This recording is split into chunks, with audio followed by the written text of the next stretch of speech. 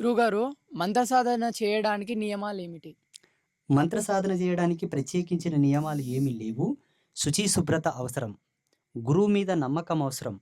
భగవంతుడంటే విశ్వాసం. భగవంతుడంటే ఒక అ అకుంఠితమైనటువంటి భక్తి ఉండాలి. ఎక్కడ కూడా కుంటితనం ఉండకూడదు.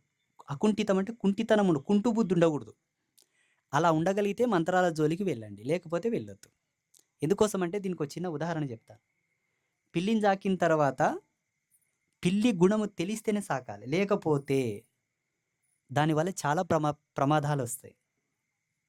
పాముని సాకిన తర్వాత పాము యొక్క మెలకువలు తెలిస్తేనే సాకాలి. లేకపోతే దానివల్ల చాలా ప్రమాదాలొస్తాయి. అలా వీటికన్నా డేంజర్ మంత్రాలు. మంత్ర సాధన చేయాలంటే మూడే ఉండాలి. శుచి, శుభ్రతలు ఫస్ట్. గురువు మీద నమ్మకం. భగవంతుడంటే విశ్వాసం, అకుంఠితమైనటువంటి భక్తి. ఇవి ఉంటే తప్ప మంత్రాలు తీసుకోవద్దు. వేరే నియమాలంటే ఒక్కొక్క సాంప్రదాయానికి ఒక్కొక్క నియమం, ఒక్కొక్క మంత్రానికి ఒక్కొక్క పద్ధతి, ఒక్కొక్క విధికి ఒక్కొక్క విధమైనటువంటి నియమం రకరకాలు ఉంటాయి. అన్నిటిని గుంపులో గోయిందానికే రాదు. అర్థమైందా? శుభమస్తు.